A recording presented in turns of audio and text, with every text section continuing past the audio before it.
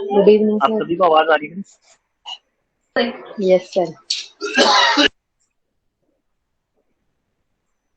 चलिए 2 मिनट और वेट कर लेते हैं, फिर हम क्लास को स्टार्ट करेंगे अपनी।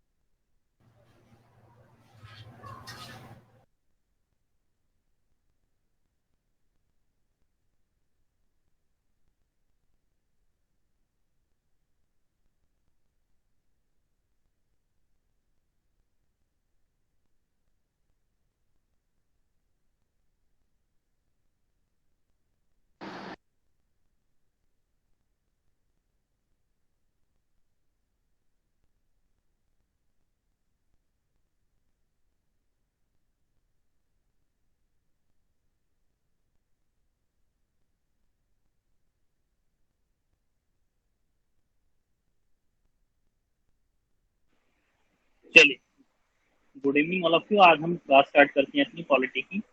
और हमने लास्ट क्लास में पॉलिटी स्टार्ट की थी, बेसिक संविधान से स्टार्ट किया था हमने, कॉन्स्टिट्यूशन से। हमने देखा था कि हमारे कॉन्स्टिट्यूशन में कितने भाग हैं, ठीक है, कितने आर्टिकल्स हैं और कितनी अनुसूची, कितने शेड्यूल्स हैं। ये सब हमने लास्ट क्लास में डिस्कस किया था। एक क्विक रिवीजन करते हैं कि लास्ट क्लास में हमने क्या पढ़ा था, ताकि हम सभी को जो नए हैं उनको पता भी चल जाए, और थोड़ा सा जो हम पुराने हैं हम सबको रिवीजन भी हो जाए। ठीक है, मेरी स्क्रीन आपको सब कुछ हो रही है? Yes sir. Yes sir. चलिए, मैंने आपको सबसे पहले बताया था कि हमारा जो कॉन्स्टिट्यूशन है उसके अंदर 22 पार्ट्स हैं, 22 भाग हैं। एक बार मैं दोबारा से क्विक रिवाइज करवा देता हूँ, फिर हम आगे चलेंगे। मैंने बताया था हमारे कॉन्स्टिट्यूशन में, वेट फॉर, सर आपकी वॉइस ब्रेक हो रही है। हमारे कॉन्स्टिट्यूशन में बेटा मैंने बताया था 22 पार्ट्स थे। ये सब मूल संविधान की बात हो रही है, मूल संविधान में, ठीक है। 395 अनुच्छेद, अनुच्छेद का मतलब इंग्लिश वाले आर्टिकल्स, ठीक है, और 8 अनुसूचियां, इसका मतलब शेड्यूल्स। ये सब आपकी बात किसकी हो रही है? मूल संविधान यानी ओरिजिनल कॉन्स्टिट्यूशन में, ठीक है। जब भी क्वेश्चन आए कि ओरिजिनल कॉन्स्टिट्यूशन में कितने पार्ट्स थे, कितने आर्टिकल्स थे, कितनी अनुसूचियां थी, तो ये 3 चीजें याद रखना: 22 भाग, 395 आर्टिकल्स और 8 अनुसूचियां, ठीक है। 22 पार्ट्स, 395 आर्टिकल्स एंड 8 शेड्यूल्स। ये आप सबको रट जाना चाहिए, क्या याद हो जाना चाहिए? रटने की तो कोई जरूरत नहीं, याद ही हो जाएगा, ठीक है। इसके बाद हमने सबसे पहले अपने ये पार्ट्स स्टार्ट किए थे कि हम पार्ट्स पढ़ना शुरू करेंगे, और हमने पार्ट्स पढ़े थे। सबसे पहला पार्ट हमने भाग 1 पढ़ा था। हमने देखा था कि पार्ट 1 में हमने एक ऐसी टेबल बनाई थी। टेबल बनाने के बाद हमने देखा था कि पार्ट 1 में, आप सभी को आवाज आ रही है मेरी? सर आपकी वॉइस नहीं आ रही है। Yes sir. जिसको नहीं आ रही एक बार वो क्लास लीव करके दोबारा ज्वाइन कर ले, हो सकता है उसको नेटवर्क इश्यू हो। बाकी सभी को आ रही है मेरी आवाज। चलिए, मैंने बताया था आपको कि हमारे कॉन्स्टिट्यूशन में सबसे पहला पार्ट भाग 1, भाग 1 का मतलब है कि मैंने आपको एक तरीके से समझाया था, एक पैटर्न से समझाया था, कि कहा था मैंने कि चलिए मान लेते हैं हम एक घर खरीद रहे हैं, ठीक है। हमें एक घर में रहना है। एक घर खरीदने के लिए हम सबसे पहले क्या करेंगे? एक जमीन खरीदेंगे, ठीक है। तो एक जमीन का हिस्सा मान लीजिए कि हमारे देश का जो हिस्सा है, जो हमारे देश में जितनी हमारी देश की सीमा है, वो सबसे पहले भाग में आती है, ठीक है। मेरी आवाज नहीं आ रही क्या? मेरे को मैसेज आ रहे हैं कि सर आपकी आवाज नहीं आ रही। सर आ रही है।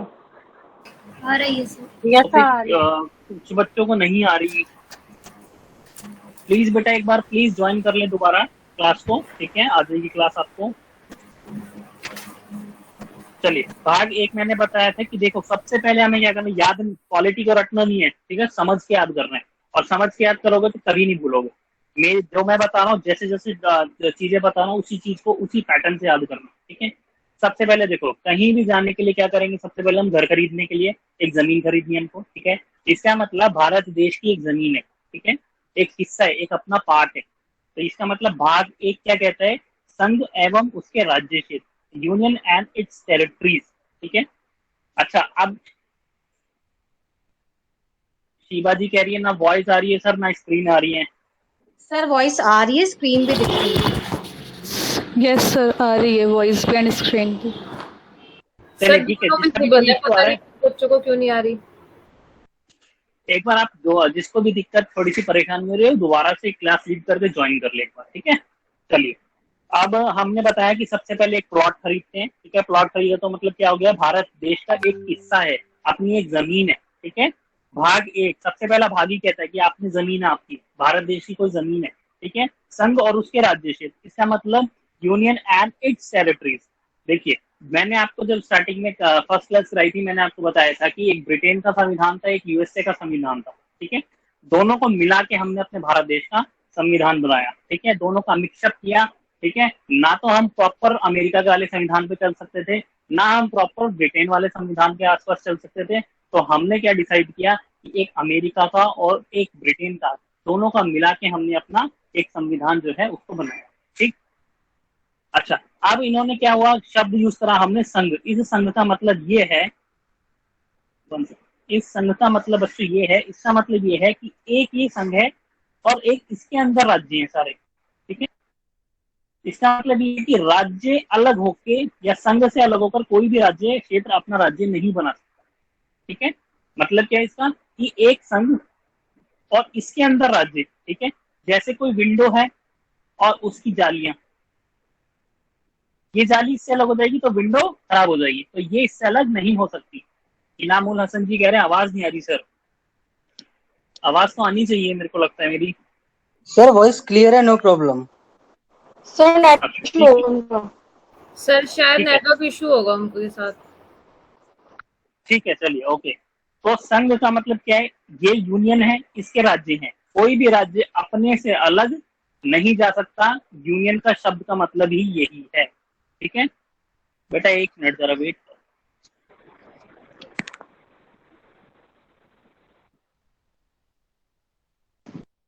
अब आ रही है आपको मेरी वॉइस सबको? Yes sir.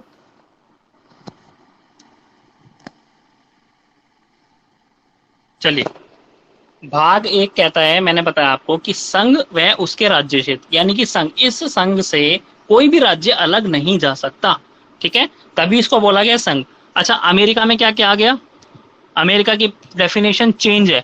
चेंज क्या है, अमेरिका कहता है यूनाइटेड स्टेट्स ऑफ अमेरिका। इसका मतलब क्या है कि स्टेट्स अलग अलग मिलके एक राज्य बनाते हैं, यूनियन बनाते हैं, ठीक है। लेकिन भारत में ऐसा नहीं है। भारत में क्या है, एक यूनियन है और उसके अंदर राज्य हैं उसके, ये राज्य अलग नहीं हो सकता, ठीक है। इसलिए भारत देश में क्या है, एकल नागरिकता है, एक नागरिकता ले सकते हैं। अमेरिका में क्या है, दो नागरिकता का प्रावधान है अमेरिका में, ठीक है। इसका मतलब ये है कि एक तो अमेरिका की खुद की नागरिकता होगी, एक जो उसके स्टेट्स हैं जिससे वो मिलकर बना है उसकी अपनी भी नागरिकता होगी, ठीक है।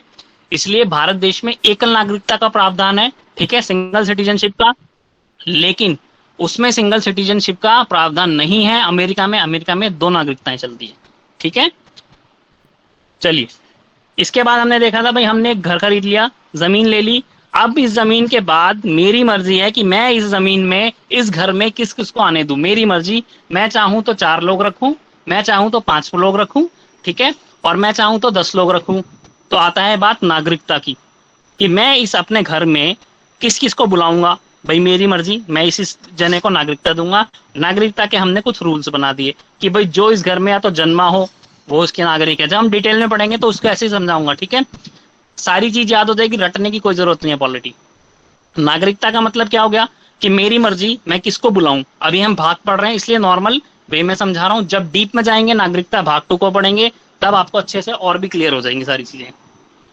तो आर्टिकल साथ साथ याद रखिए कि भाई 1 से 4, ठीक है। इसका मतलब ये मान लो इस घर में 4 कमरे हैं, ठीक है, 4 कमरे हैं इस घर में, 1 से 4 याद रखने के लिए। संघ यानी उसके राज्य क्षेत्र। सेकंड पार्ट नागरिकता 5 से लेकर 11, 6 प्रावधान है नागरिकता के, 7 प्रावधान, ठीक है, जिसपे नागरिकता दी जा सकती है। या तो जन्म से पैदा हुआ हो, ठीक है, या उसके माँ बाप इसी घर में रहे हों, ठीक है। ये सब आगे जब हम डिटेल में बढ़ेंगे चलते हैं। इतना समझ में आ गया? क्लियर है? किसी को कोई डाउट है इसमें भाग 1 भाग 2 में? क्योंकि ये मैं पहले पढ़ा चुका हूँ, इसलिए मैं क्विक रिवाइज करा रहा हूँ। चलिए आगे। Yes sir. सर मुझे एक चीज क्लियर करना था। हाँ बोलो शहनवाज जी, बोलिए। हाँ कि हेलो, हाँ बोलिए। ये जो राज्य जो संघ है, जो राज्य के अलग अलग यानी कि राज्य है वो स्टेट्स है। स्टेट इन द सेंस जैसे कि हम भारत एक जैसे राष्ट्र है, तो सभी राष्ट्रों को मिलकर के यूनाइटेड अमेरिका बना है वो। ये थोड़ा सा मुझे यूएसए का मतलब क्या है? यूएसए का मतलब यूनाइटेड स्टेट्स ऑफ अमेरिका। कुछ स्टेट्स हैं उनको राज्य बोला गया है वहां पे, ठीक है, और राष्ट्र बोला गया। उन राष्ट्रों से मिलकर अमेरिका ने एक अपनी देश बनाया, ठीक है। भारत में क्या है? भारत एक पूरा राज्य है, ठीक है, यूनियन है एक, और उसके अंदर उसके क्षेत्र है, ठीक है, नाम दे दिया, ये यूनियन है और एक ये इसके राज्य क्षेत्र है, ठीक है। इसलिए ये राज्य क्षेत्र इससे अलग नहीं हो सकते, ठीक है। सर क्वेश्चन क्या था इनका? क्लियर नहीं हुई थी वॉइस, एक बार बताइएगा। क्वेश्चन इनका ये था कि सर यूएसए में जो है यूनाइटेड स्टेट्स ऑफ अमेरिका बोला गया जिसको, इसका मतलब ये स्टेट्स बन के मिले या राष्ट्र मिलके अमेरिका का निर्माण किया गया, ठीक है। तो उसमें क्या है, यूनाइटेड स्टेट्स ऑफ अमेरिका में कुछ स्टेट्स को राज्य का दर्जा है, जो मतलब राष्ट्र है, राष्ट्र के हिसाब से ही उनको राज्य बोला गया है, और वही राष्ट्र मिलके एक यूएसए का निर्माण करते हैं, ठीक है, राज्य का नाम दिया गया उसको। लेकिन भारत के संविधान में क्या बोला गया है? भारत का संविधान कहता है कि संघ होगा एक और उसके राज्य क्षेत्र होंगे, ठीक है। इसका मतलब ये है कि एक तो पूरा संघ है, दोनों में देखो डिफरेंस देखो, ये इन्होंने ये सारी चीजें मिलके एक बड़ा राज्य बनाया, ठीक है। लेकिन भारत के संविधान में अंतर क्या है? ये बड़ा राज्य है, इसके अंदर इसके क्षेत्र है, तो ये इससे अलग नहीं हो सकते भाई किसी भी हाल में, ठीक है। ये दोनों में बेसिक अंतर है। सर क्लियर कर दूं, जैसे चले आगे। यूनियन टूटा था ना, ऐसे ही टूट जाता है, अमेरिका टूट सकता है, लेकिन भारत में राज्य अलग हो सकते हैं, इनमें राज्य अलग हो सकते हैं। बस वही वाली कहानी मैं बता रहा हूँ ना कि इंडिया जो है, इंडिया का स्टेट अलग नहीं हो सकता, ठीक है। अमेरिका क्या, अमेरिका राष्ट्र से बना है, संयुक्त राष्ट्र राज्य अमेरिका, ठीक है। राज्यों को मिला के, राज्य का डेफिनेशन जो है वो राष्ट्र से है, ठीक है, उनको मिला के एक अमेरिका ने अपना स्थिति बनाया है। मैंने स्टार्टिंग में बताया था कि अमेरिका और ब्रिटेन दोनों के अपने अपने संविधान है, उनको देखते हुए भारत ने एक संविधान बनाया अपना, ठीक है। ना तो पूरा अमेरिका पे गया कॉपी करी, ना पूरे ही संविधान ब्रिटेन की कॉपी करी, ठीक है, अपना एक अलग से बनाया, क्योंकि अपनी भौगोलिक स्थितियां, अपनी राजनीतिक स्थितियां, सारी चीज देख के भारत ने अपना संविधान बनाया, ठीक। चलिए तीसरा पार्ट कहता है कि भाई उस घर में जितने लोग रह रहे हैं, ठीक है, मान लिया मैंने 4 लोग रख लिए भाई उस घर में, अब उन लोगों को कुछ अधिकार दे देता हूँ भाई, ठीक है, दे दिए भाई, तुम्हारा जीने का अधिकार है, जी सकते हो इस घर में, पानी पीने का अधिकार है, पानी पी सकते हो, इस घर में कहीं भी घूम सकते हो भाई, ठीक है, स्वतंत्र हो आप, टीवी देख सकते हो, आपका अधिकार है, ठीक है, बोल सकते हो, अधिकार है, ठीक है, अपने मनपसंद बेड लगा सकते हो, आपका अधिकार है। कुछ अधिकार दे दिए, ठीक है, कुछ अधिकार हमने दे दिए, ठीक है। तो ये हो गए हमारे भाग 3 मौलिक अधिकार। भाग 1 था राज्य में कोई क्षेत्र था, कुछ घर खरीदना था हमको, राज्य गए। फिर भाग 2 था नागरिकता, मेरे को पता है कि मैं इस घर में मैं किस किस को लूं, वो मेरी मर्जी, ठीक है, वो हो गई नागरिकता। तीसरा भाग आता है मौलिक अधिकार, ठीक है, कुछ उस इंसान के अधिकार दे दिए, ठीक है, मैंने इस घर में रहने के लिए। ये सब लास्ट क्लास में मैंने डिटेल में डिस्कस किया था, तो मैं क्विक रिवाइज करा रहा हूँ। अब इसके बाद आते हैं भाग 4। भाग 4 का मतलब होता है डीपीएसपी, इसका मतलब director principle of state policies. भाई इस देश का या इस देश में राज्य हैं, उस राज्य के कुछ मालिक हैं, सीएम्स हैं, ठीक है।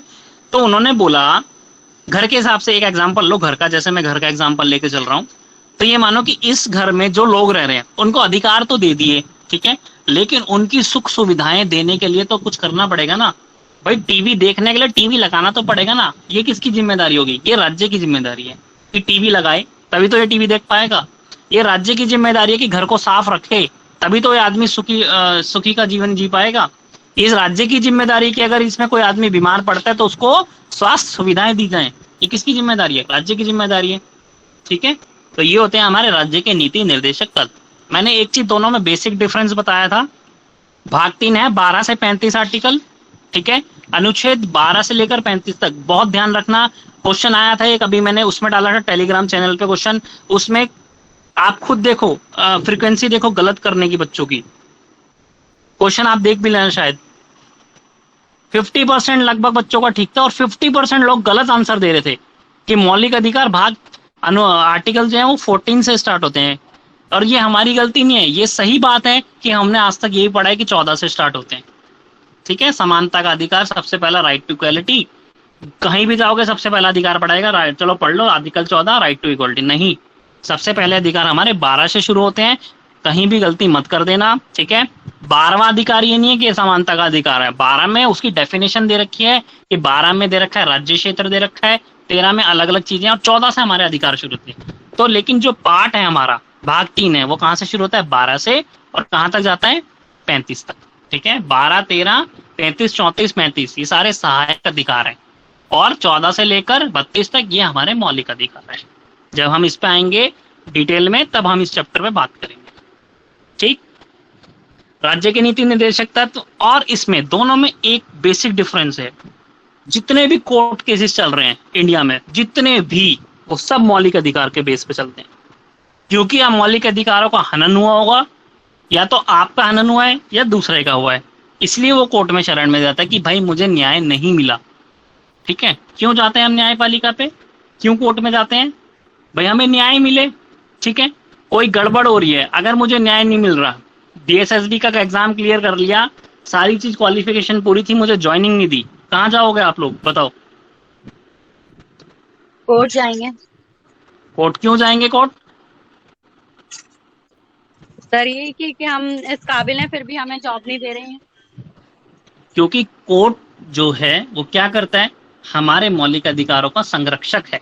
ठीक है, अगर आपके मौलिक अधिकारों का हनन होता है तो कोर्ट में जाके आप रिप्रेजेंट कर सकते हैं। ठीक है, अभी मौलिक अधिकार जब हम डिटेल में पढ़ेंगे तो आप ये चीज ध्यान रख लीजिएगा कि जितने भी केसेस, लगभग 80% के केसेस जितने हैं कोर्ट में, सब मौलिक अधिकार पे बेस पे ही लड़े जाते हैं।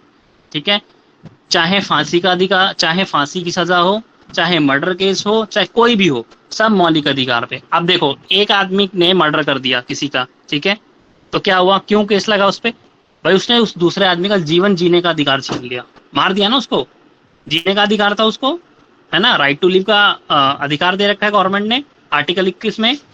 क्या करा उसने? उसको मार दिया।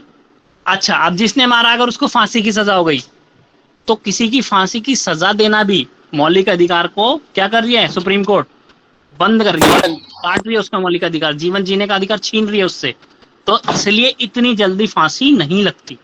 ठीक है, अगर आप किसी का अधिकार छीन रहे, कानूनन तौर पे कानून छीन रहे उससे अधिकार जीने का, तो ये बहुत बड़ी बात है, इसलिए इतनी जल्दी फांसी नहीं लगती। हमारे देश की कोर्ट, ध्यान रहे, हमारे देश की कोर्ट सिर्फ एक चीज कहती है कि चाहे 100 मुजरिम छूट जाएं, चाहे 100 मुजरिम छूट जाएं, लेकिन एक जो मुजरिम नहीं है उसको सजा नहीं होनी चाहिए। इसलिए इतने लंबे कोर्ट केसेस चलते हैं। 100 मुजरिम छूट जाए कोई बात नहीं, एक बेगुनाह को कभी भी सजा नहीं होनी चाहिए।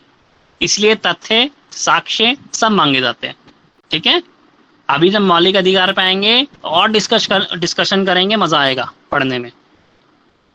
कोई डाउट यहाँ तक? भाग 3 तक कोई डाउट? ये मैं पिछली क्लास में पढ़ा चुका हूँ, इसलिए थोड़ा क्विक रिवाइज कर रहा हूँ। आज की क्लास में मैं आराम से पढ़ाऊंगा। ठीक है, 4 में आते हैं। मैंने बोला 4 को आप जैसे यहाँ पे कोर्ट में जा सकते हैं, आप भाग 4 को लेके कोर्ट में प्रेजेंट नहीं कर सकते। आप ये नहीं कह सकते कि भाई इस फलाने बंदे ने मुझे घर में टीवी नहीं दिया तो मैं कोर्ट में चला जाऊंगा कि इसने मुझे टीवी क्यों नहीं दिया। नहीं, मान लीजिए वो ये जाके रिप्रेजेंट कर देता है, एक जना जाता है कि जी मुझे सरकार की, राज्य की ये नीति पसंद नहीं आई, ये खराब थी। ठीक है, तो राज्य कोर्ट में क्या प्रेजेंट करता है? पहली बात तो ये इनजस्टिसेबल है, आप कोर्ट जा नहीं सकते। ठीक है, अगर गलती से चले गए तो कोर्ट इसको रिजेक्ट कर देगी। क्यों? क्योंकि संविधान में लिखा हुआ है कि ये आप इनको लेकर कोर्ट में जस्टिसेबल नहीं है। क्यों नहीं है? क्योंकि राज्य क्या कर रहा है, राज्य एक नीति बना रहा है, ठीक है। हो सकता है वो नीति 100 में से 10 ही लोगों को पसंद आए, 90 लोगों को ना पसंद आए, हो सकता है वो 90, लेकिन राज्य जो बना रहा है वो नीति तो 100 लोगों को देख के बना रहा है ना। राज्य हमेशा क्या कर रहा है कि जो सामूहिकता, हमेशा एक चीज याद रखना, कभी भी बड़ा भी कोई एग्जाम दो, इंटरव्यू दो, जहां पर बात आए कम्युनिटी की, अगर किसी चीज से कम्युनिटी का लाभ हो रहा है या फायदा हो रहा है तो हमेशा उसी डिसीजन को प्रेफर किया जाता है। पर्सनली डिसीजंस को मैटर नहीं किया जाता, ठीक है। कांग्रेस गवर्नमेंट है, बीजेपी गवर्नमेंट है, हर गवर्नमेंट चेंज होती है, ठीक है। किसी का कोई विचार होता है, किसी का कोई विचार होता है, ठीक है। लेकिन जो उनकी पॉलिसीज है किसी को पसंद हो सकती है, किसी को नहीं हो सकती, लेकिन आप उसको कोर्ट में जाकर चैलेंज नहीं कर सकते, ठीक। राज्य की नीति निर्देशक तत्व कोर्ट में चैलेंज नहीं होंगे। क्लियर? सर मौलिक कर्तव्य और मौलिक अधिकार पे किस तरह से क्वेश्चन पूछा जा सकता है एग्जाम अभी में? बता रहा हूँ बेटा, मौलिक अधिकार पे तो बहुत क्वेश्चन आते हैं, बहुत डीप भी आ सकता है, बहुत स्लो, बहुत आसान सा भी आ सकता है। उठा के दे देगा आर्टिकल 17 अस्पृश्यता कांड, अनटचेबिलिटी किसमें है, सबको पता है 17 में है, अभी बताऊंगा जब याद करेंगे, ठीक है। मौलिक कर्तव्य डायरेक्ट पूछ लेगा, 5 मौलिक कर्तव्य दे देगा, पूछ लेगा इनमें से कौन सा मौलिक कर्तव्य नहीं है, फिर क्या करोगे? इसलिए 11 के 11 मौलिक कर्तव्य याद रखने पड़ेंगे, ठीक है। 5 दे देगा, पूछ लेगा कौन कौन से नहीं है, ऑप्शन दे देगा 1 2 2 3 1 4 ऐसे करके, ठीक है। चलो आगे मैंने बताया था आपको, इसके बाद 4 के बाद हमारे आते हैं 4A। याद करने का तरीका क्या? पहले घर लिया, यूनियन एंड इट्स टेरिटरीज। दूसरा, मेरे को पता है मैं इसको इस घर में किन किन को रखूंगा, ठीक है, नागरिकता। तीसरा, उस जने के मैंने अधिकार दिए कि भाई तेरे ये अधिकार हैं, तू ले ले, मौलिक अधिकार। चौथा, अगर उसको अधिकार दिया तो मेरी भी जिम्मेदारी होनी चाहिए ना कुछ, कि घर को मैं साफ सुथरा रखूं, घर में पर्दे लगवाऊं, घर में बेड लगवाऊं, घर में दरवाजे लगवाऊं, ये मेरी रिस्पॉन्सिबिलिटी है ना, उसकी थोड़ी है जो रह रहा है, ठीक है। तो उसको मैं सुविधाएं दूं, ये राज्य की नीतियां हैं। भाग 4। अब 4A में आते हैं। आप कहते हैं भाई मैंने उसको अधिकार तो दे दिए, ठीक है, उसके कर्तव्य भी तो होने चाहिए। कोई कल को अधिकार पे ही चढ़ जाए कि मेरा अधिकार है, अगर एक किराएदार को मैंने रखा, ठीक है, कहे कि मेरा अधिकार है रहने का, लेकिन कर्तव्य भी तो है तेरा किराया देने का, ठीक है, तो कुछ उसके मौलिक कर्तव्य भी होने चाहिए, ठीक है। इसलिए क्या हुआ, ये मौलिक कर्तव्य की बात बाद में उठी, पहले नहीं थी मूल संविधान में।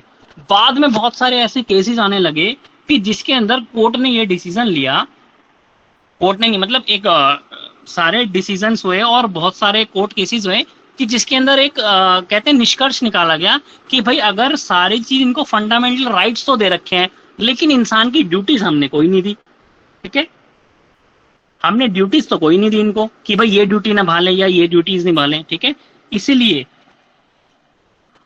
इसीलिए मौलिक कर्तव्य या फंडामेंटल ड्यूटीज को हमारे मौलिक अधिकार हमारे संविधान में मूल में नहीं थे, ओरिजिनल संविधान में नहीं थे। ये मैंने यहाँ पिछली क्लास में समझाया था कि मूल संविधान में मौलिक फंडामेंटल ड्यूटीज नहीं थी। बाद में, ठीक है, बाद में कब जोड़ी गई? 42nd कॉन्स्टिट्यूशनल अमेंडमेंट एक्ट, 42वां संविधान संशोधन 1976 में इसको जोड़ा गया, ठीक है। बहुत इंपॉर्टेंट है, पेपर में 10वीं दफा पूछा गया है, 11वीं दफा भी पूछा जा सकता है, ठीक है। कौन सी समिति थी जिसने रिकमेंड किया था इसको? सरदार स्वर्ण सिंह समिति, जिसके द्वारा ये सिफारिश की गई कि मौलिक कर्तव्य जोड़े जाने चाहिए, ठीक है। सरदार स्वर्ण सिंह समिति ने 8 बोले गए थे कि 8 जोड़ो, लेकिन गवर्नमेंट ने क्या करा? 10 जोड़े, ठीक है। 11 क्यों है बताता हूँ अभी। एट प्रेजेंट 11 है, ठीक है। कब है 11 वो भी बता दूंगा, कौन सा जोड़ा गया था 11वें में ये भी बता दूंगा बाद में, ठीक है। थोड़ा सा बाद में चलेंगे जब हम इसको पढ़ेंगे मौलिक कर्तव्य को, याद रहे। भाग 3 12 से 35 था, भाग 4 36 से 51, ठीक है। इसके बाद 51A, भाग 4A, क्योंकि 51 के बाद 52 तो कोई ना कोई आर्टिकल था, इसलिए 51A बीच में डाला गया, ठीक है।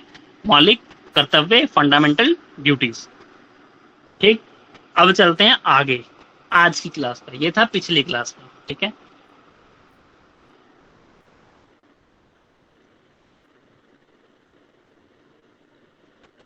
देखो भाई, अब मौलिक कर्तव्य दे दिए उस इंसान को मैंने, ठीक है। अब इस घर का एक मुखिया भी तो होगा, ठीक है, इस घर का एक मुखिया होगा, एक घर में सरकार होगी किसी की, ठीक है।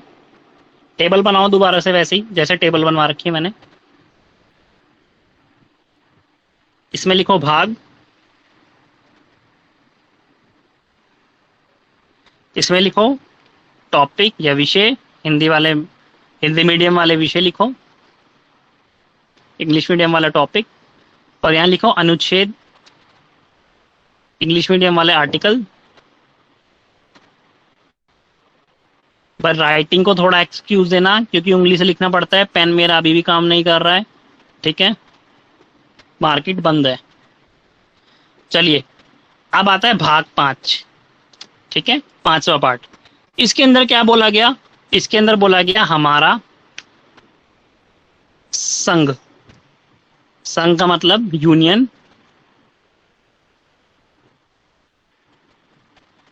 इसका मतलब केंद्र सरकार के अंग, ठीक है। केंद्र सरकार के कौन कौन से अंग है? केंद्र सरकार 3 अंग है, बताया था मैंने लास्ट क्लास में, कार्यपालिका, ठीक है, अभी बता रहा हूं इंग्लिश में भी, ठीक है, विधायिका और न्यायपालिका, ठीक है। कार्यपालिका, विधायिका और न्यायपालिका। विधायिका मीन्स लेजिस्लेटिव, न्यायपालिका मीन्स जुडिशरी और कार्यपालिका एग्जीक्यूटिव। ये 3 अंग हैं केंद्र सरकार के, ठीक। न्यायपालिका में क्या आ जाएगा? सुप्रीम कोर्ट, ठीक है, लिखो 52 से लेकर आर्टिकल 151, ठीक है।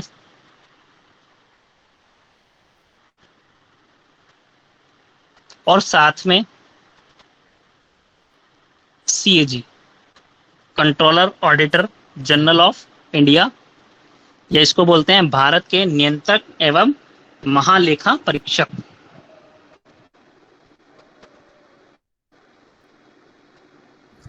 भारत के तो सर क्या हम ये कह सकते हैं कि फुल फॉर्म बता दीजिए। कॉन्स्टिट्यूशन के सबसे लंबे आर्टिकल्स यही हैं?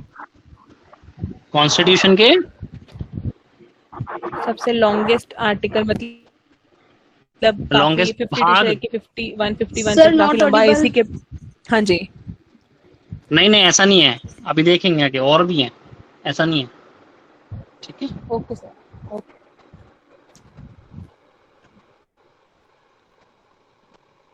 सर फुल फॉर्म बताना है। Controller auditor general of India, CAG, controller auditor general of India, Bharat के नियंत्रक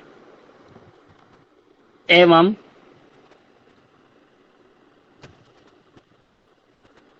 ठीक है महालेखा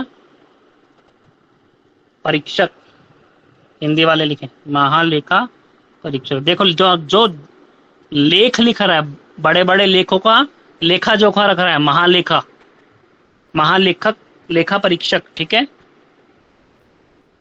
उसे कहेंगे CAG, controller auditor general of India. ये भी एक यूनियन का ही पार्ट है। सीमा जी CAG लिखेंगे, खाली आई नहीं लिखेंगे, कंट्रोलर ऑडिटर जनरल, बस ऑफ इंडिया हम लगा देते हैं, ठीक है, इंडिया का समझाने के लिए।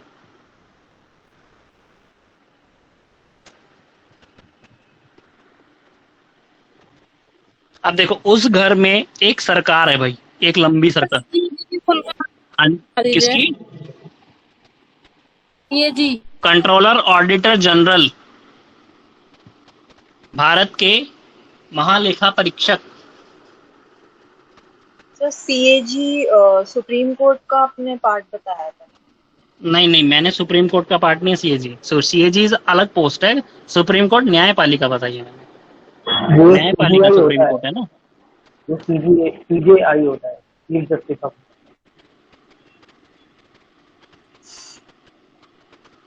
वो CG वो अलग होता है, वो सॉलिसिटर जनरल ऑफ इंडिया होता है, उसके बारे में बाद में पढ़ेंगे, अभी हम CAG के बारे में बात करते हैं।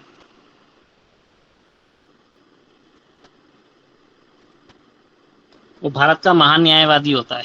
ठीक है, ये भारत के महालेखा परीक्षक है। चले आगे। सीएजी ये इसकी फुल फॉर्म, या एससी ये सुप्रीम कोर्ट, एससी की फुल फॉर्म सुप्रीम कोर्ट, उच्चतम न्यायालय हिंदी में लिखेंगे, उच्चतम न्यायालय। अब मैंने बताया था आपको, सबसे पहले हमने घर खरीदा भारत और उसके यूनियन टेरिटरीज, ठीक है, उसके राज्य क्षेत्र, भारत और उसके राज्य क्षेत्र। अब मैंने उसके अंदर कुछ लोगों को आने दिया, यानी कि मैंने नागरिकता दी, भाग 2, ठीक है। एक क्या हुआ, 1 से 4, दूसरा 5 से 11, तीसरा भाग अधिकार दिए 12 से 35, ठीक है, अधिकार दे दिए भाई तेरा ये अधिकार है। उसके बाद अधिकार दे दिए तो मेरी कुछ ड्यूटीज है कि उनका अधिकार अच्छे से चले, ठीक है। राज्य के निधि निर्देशक तत्व, DPSP, directive principle of state policies, ठीक है। स्टेट पॉलिसीज नॉन जस्टिसेबल है, ठीक है, जस्टिसेबल नहीं है। हाँ, मौलिक अधिकार जस्टिसेबल है, अगर आपका हनन होता है आप कोर्ट में जा सकते हैं। अभी जब मौलिक अधिकार अच्छे से पढ़ेंगे उसमें बताएंगे कौन से आर्टिकल में आप डायरेक्ट सुप्रीम कोर्ट भी जा सकते हैं, ठीक है। चलिए, इसके बाद क्या था, मैंने बताया कि भाई अगर उसको मैंने अधिकार दिए हैं, मैंने सुविधाएं दे दी, तो उसके कुछ कर्तव्य भी होने चाहिए। तो भाग 4A बाद में सोचा गया कि अधिकार तो दे दिए, कर्तव्य भी तो होने चाहिए इंसान के, इसलिए बाद में कर्तव्य डाले गए, ठीक है। अब इसके बाद आता है कि उस घर को चलाने के लिए एक सरकार चल रही है, ठीक है, जिसको हम बोलेंगे केंद्र सरकार, यूनियन, केंद्र सरकार और उसके कुछ अंग है, ठीक है, कार्यपालिका, विधायिका और न्यायपालिका, ठीक। और साथ में एक लेखक, महालेखक परीक्षक है जो उस घर के खर्चे कितने होते हैं उस घर में रहने के लिए, वो सबका रिकॉर्ड रखता है, ठीक है, controller auditor general of India. चलिए आगे चले भाई।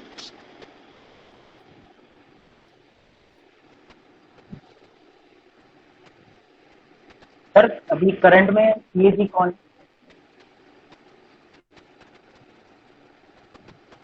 आपकी आवाज नहीं आ रही बेटा, क्या कह रहे हो आप? सीएजी कौन है? बेटा आवाज क्लियर नहीं है आपकी, थोड़ा तेज बोलिए।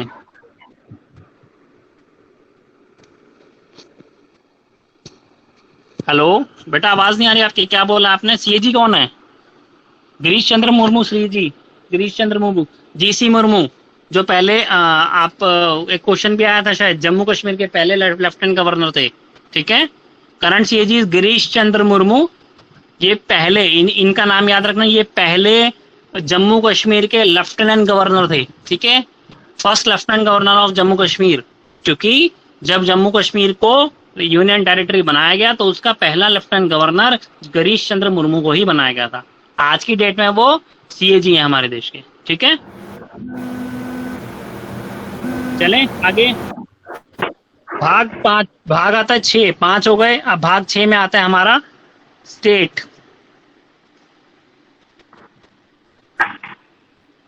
अब देखो, उस घर में ये पूरा घर था, ठीक है, ये घर खरीदा था हमने, पूरा घर है, इसके अंदर 3 कमरे हैं, एक कमरा ये, एक कमरा ये, एक कमरा ये, ठीक है, और एक ये कॉमन कमरा है जिसको हम कहते हैं ड्राइंग रूम, ठीक है। ये जो कमरे हैं ये सारे स्टेट्स हैं अलग अलग, ठीक है। तो छठा भाग क्या आ जाएगा? स्टेट, ठीक है।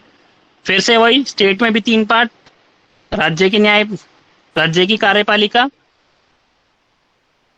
ठीक है, राज्य की विधायिका या विधानमंडल, और राज्य की न्यायपालिका, इट मीन्स हाई कोर्ट, ठीक है। इसका मतलब इस कमरे की जिम्मेदारी उसकी है जो इस कमरे में रह रहा है, कि भाई तू इसकी सफाई कर, तू इसकी सफाई कर, ठीक है। इसके अंदर कुछ कार्यपालक हैं जो इस कमरे को चला रहे हैं। इसके अंदर का अगर कोई विवाद होता है, कुछ होता है, तो इसी कमरे में एक छोटी सी जगह है जहां उनको न्याय दिया जाएगा, ठीक है। न्यायपालिका उस राज्य की हाई कोर्ट, ठीक है। ये ध्यान रहे, 2 राज्य की एक हाई कोर्ट भी हो सकती है, ठीक है। क्वेश्चन कई बार पूछा गया है कोई पेपर में, बच्चे कंफ्यूज होते हैं। हर स्टेट की एक होनी चाहिए हाई कोर्ट, ये जरूरी नहीं है कि हर स्टेट की हाई कोर्ट हो, 2 स्टेट की एक हाई कोर्ट हो सकती है, for example Punjab and Haryana, ठीक है, एक ही हाई कोर्ट है उनकी। लिखें आर्टिकल इसमें, अनुच्छेद 152 से 237। ये मैं बेटा इसलिए लिखवा रहा हूँ, कभी भी कुछ भी याद ना है तो एक रेंज याद रखना कि इस रेंज से इस रेंज तक तो स्टेट के मैटर्स हैं सारे। स्टेट की ही कार्यपालिका होगी, स्टेट की ही विधायिका होगी, स्टेट की न्यायपालिका होगी। ठीक है, मान लो मुझसे पूछ ले कि भाई सीएजी कौन से आर्टिकल में है, 4 ऑप्शन दे दे। एक दे दे आर्टिकल 121, ठीक है, एक दे दे आर्टिकल 212, 252, ऐसे दे दे।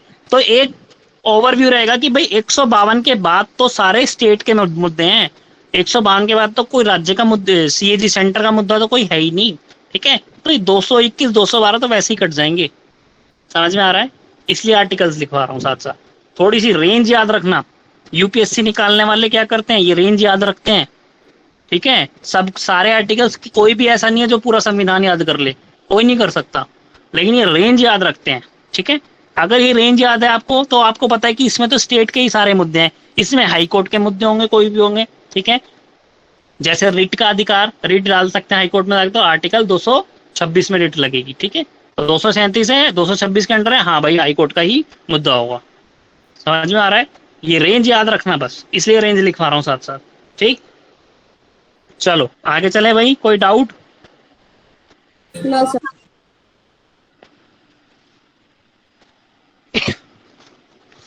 आगे आता है भाग 7। आज भाग पूरे कर देंगे भाई, तो यही चलते रह जाएंगे 3 क्लास में। तो माइक ऑफ कर लीजिए प्लीज, इसका माइक ऑन है।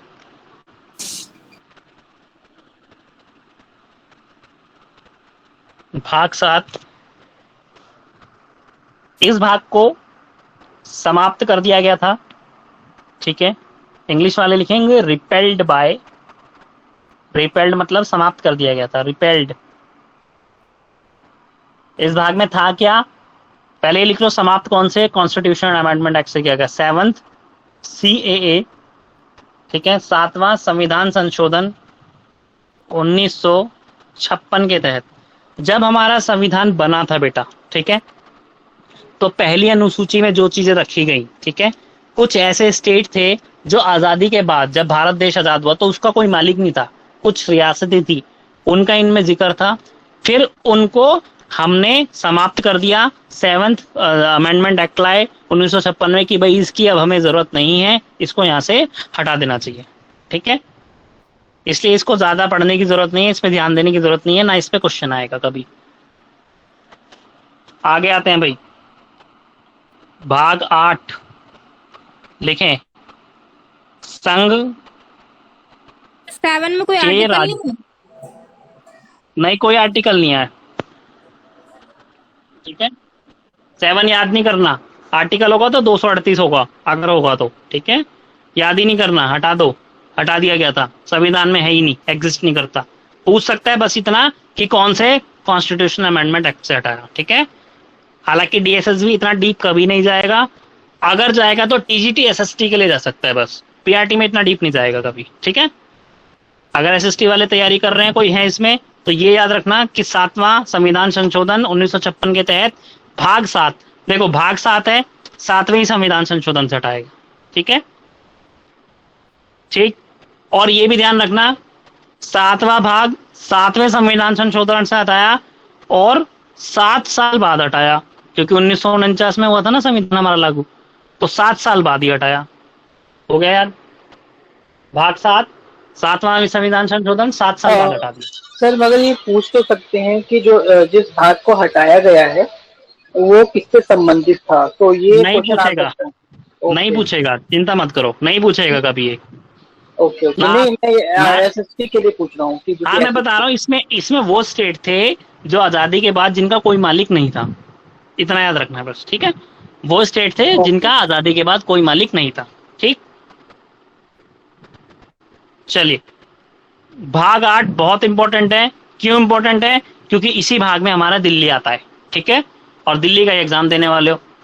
ठीक है, और ये पूछा भी गया क्वेश्चन कि राष्ट्रीय राजधानी क्षेत्र कौन से आर्टिकल में वर्णित है या कौन से आर्टिकल में उसकी वर्णना की गई है। ठीक है, संघ के या आप लिखेंगे संघ राज्य क्षेत्र, यूनियन टेरिटरी, जहां पर डायरेक्ट संघ का शासन रहता है, that is called union territories. Delhi एक अपवाद है, क्यों? क्योंकि दिल्ली को 1992 के बाद इसकी एक विधानसभा बनाई गई, इसको एक विधानसभा में कन्वर्ट किया गया, लेकिन कुछ शर्तों के साथ किया गया कि ठीक है एक विधानसभा बना देते हैं, ठीक है, एक सीएम बना देते हैं, भाई यहाँ पे सीएम होगा, लेकिन यहाँ पे गवर्नर नहीं बैठाएंगे, लेफ्टिनेंट गवर्नर बनाएंगे, ठीक है। कुछ चीजें स्टेट को दे देंगे, बाकी चीजें अपने पास रखेंगे, ठीक है। और एक चीज और बता देता हूं आपको, बहुत इंपॉर्टेंट, पहले इसका आर्टिकल लिख लो। 239 से लेकर 239 टू 242, ठीक है। तो 239 में ही हमारा दिल्ली है, ठीक है। आर्टिकल 239 रिलेट टू एनसीटी, राष्ट्रीय राजधानी क्षेत्र। हाँ जी एक डाउट है, हाँ, जैसे बोलो। 238 पार्ट 7 कट गया, तो क्या 238 आर्टिकल हाँ। पे कोई भी आर्टिकल नहीं लिखा जाएगा, मतलब वो आर्टिकल ही खत्म हो गया? मैंने बोला ये आर्टिकल, इसको मानो मत बेटा, अभी आप इसको मत मानो कि इसमें 238 था, ठीक है। इसमें कोई और आर्टिकल भी हो सकता है, ठीक है। 238 मत मानो, ठीक है। गलत लिखने से अच्छा मत मानो इसको 238, ठीक है। आप इस पे कॉन्सेंट्रेट करो, क्योंकि ये आएगा ही नहीं ना, ये पूछा जाएगा। इसमें केवल इतना ही पूछा जा सकता है कि कौन से संविधान संशोधन से हटाया गया, दैट्स इट, और कुछ नहीं पूछेगा इसमें, क्योंकि जो आर्टिकल एग्जिस्ट ही नहीं करता वो पूछेगा क्यों, ठीक है। हाँ जी। चलो, इसमें आता है यूनियन टेरिटरीज, ठीक है, संघ राज्य क्षेत्र, जहां पर डायरेक्ट संघ का रूल होता है, जैसे चंडीगढ़, ठीक है। अपवाद में दिल्ली, जहां पर विधानसभा है, ठीक है।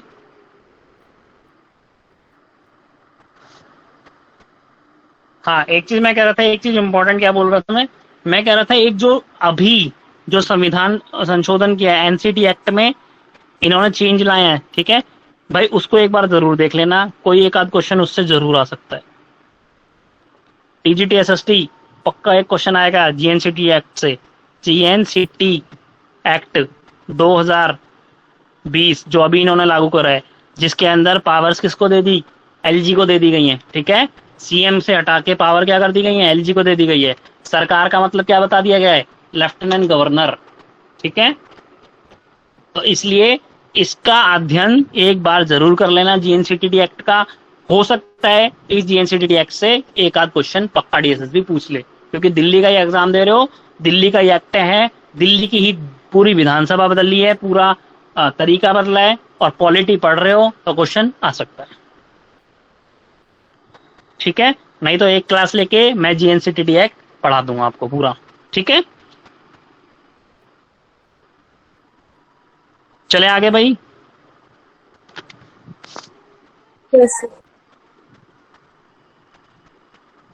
आगे आओ। आगे आता है भाग 9। अब मैंने देखा, सॉरी भाग 8 में ढंग से समझा नहीं पाया, एक मिनट।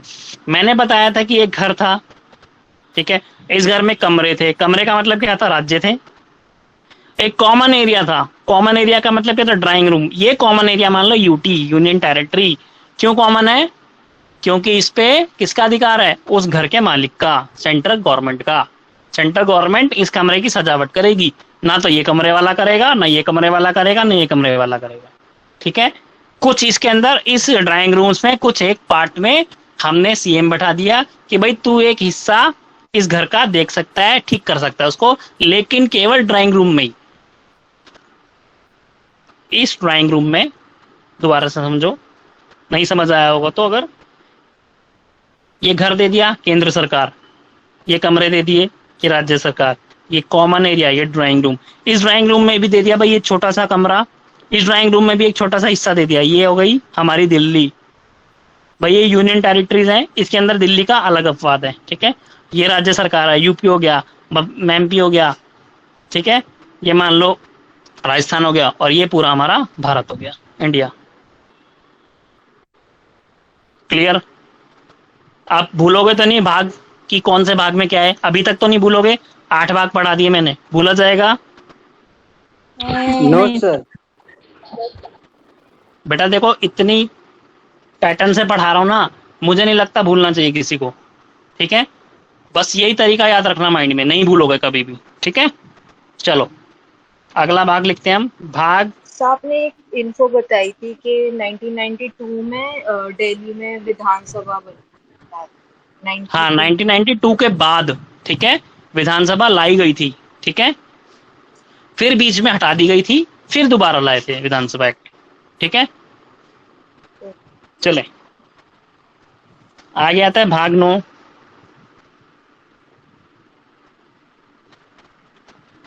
याद रखें ये भाग 9 भी पहले संविधान में नहीं था, बाद में जोड़ा गया, ठीक है। इस भाग 9 में है हमारी पंचायत व्यवस्था,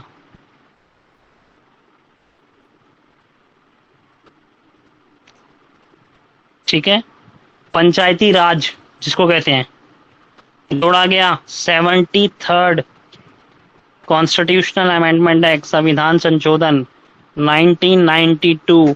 स्टार लगा लो इस पे।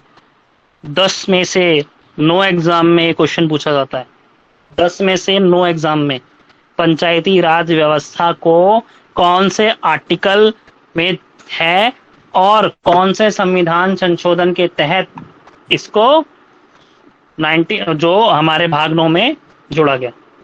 समझ में आया? जब पंचायती राज व्यवस्था पढ़ेंगे तब और डीप पढ़ाऊंगा।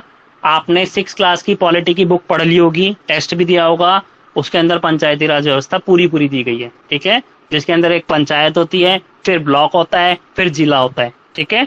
तीनों के अलग अलग मेंबर्स होते हैं, कौन चुनता है, किसकी कितनी उम्र होती है, ग्राम सभा की कितनी उम्र होती है, ये सब, ग्राम सभा के मेंबर बनने के लिए कितनी उम्र चाहिए, पंच बनने के लिए, सरपंच बनने के लिए कितनी उम्र चाहिए, सरपंच को कैसे चुना जाता है, ब्लॉक समिति के अध्यक्ष कैसे चुने जाते हैं, जिला परिषद के अध्यक्ष कैसे चुने जाते हैं, जिला परिषद का अध्यक्ष कौन होता है, सारी चीजें जब पंचायती राज व्यवस्था पढ़ेंगे पूरा डीप पढ़ेंगे इसको, क्योंकि इसमें से क्वेश्चन आना ही आना है।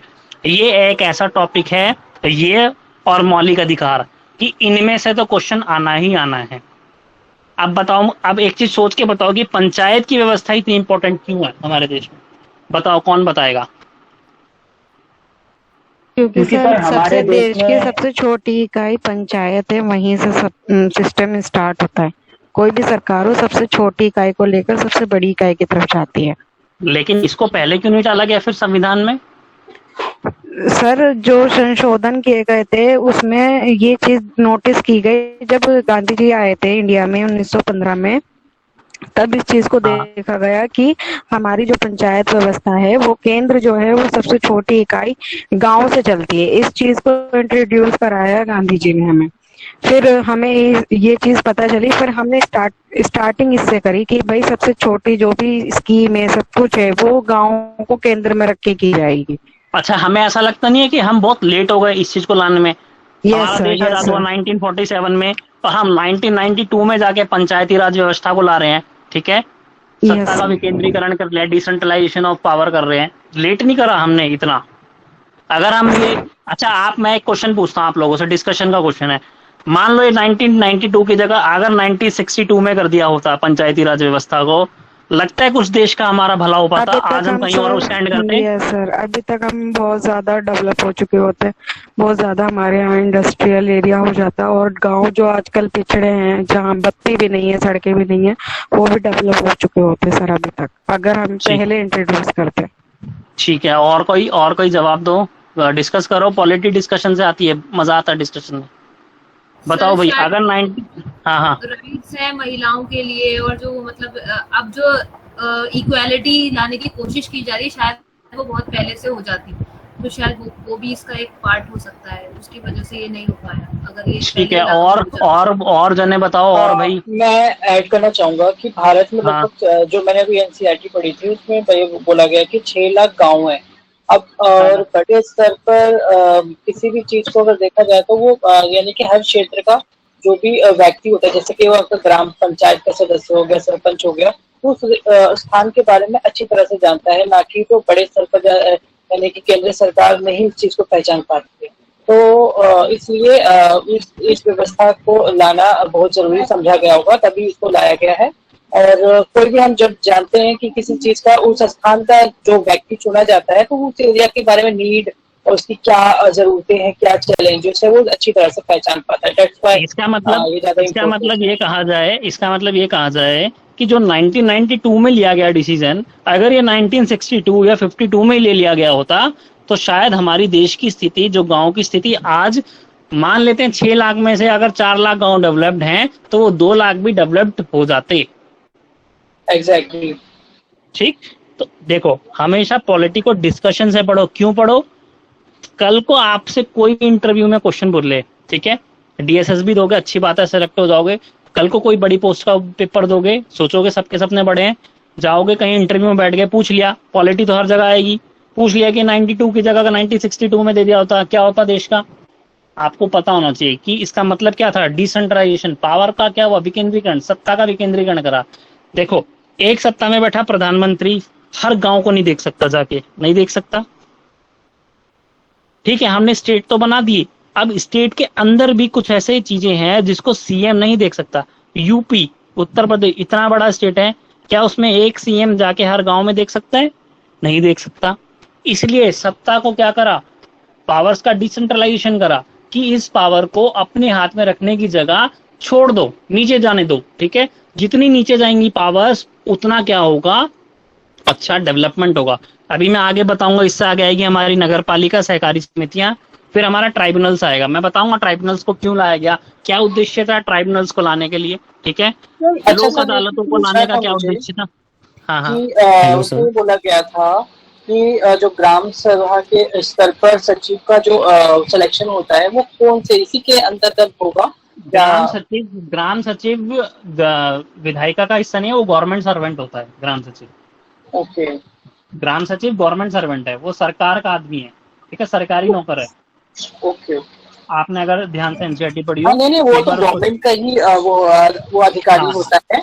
क्यों होगा भाई? गवर्नमेंट का अधिकारी होगा, वो कौन से आर्टिकल मैं पूछना चाहता हूँ। नहीं, कोई आर्टिकल नहीं है बेटा, उसको वो संवैधानिक कोई पोस्ट नहीं है कि राष्ट्रपति की तरह कोई, हम टीचर लग रहे हैं तो टीचर का कोई जिक्र संविधान में थोड़ी है। ठीक है, हाँ sir, decentralisation of power any time कभी भी कर सकते हैं। केंद्र सरकार संसद में कोई भी कानून लाने के लिए ला सकती है, ठीक है। आपने अगर कभी डिस्कशन देखा हो, ठीक है, लोकसभा टीवी पे, आज मैं सुबह ही देख रहा था, ठीक है, सुबह ही देख रहा था मैं, कोई डिस्कशन आज की नहीं है, वो पुरानी थी कोई, ठीक है, बात चल रही थी जेएनके पे, जम्मू एंड कश्मीर पे, ठीक है।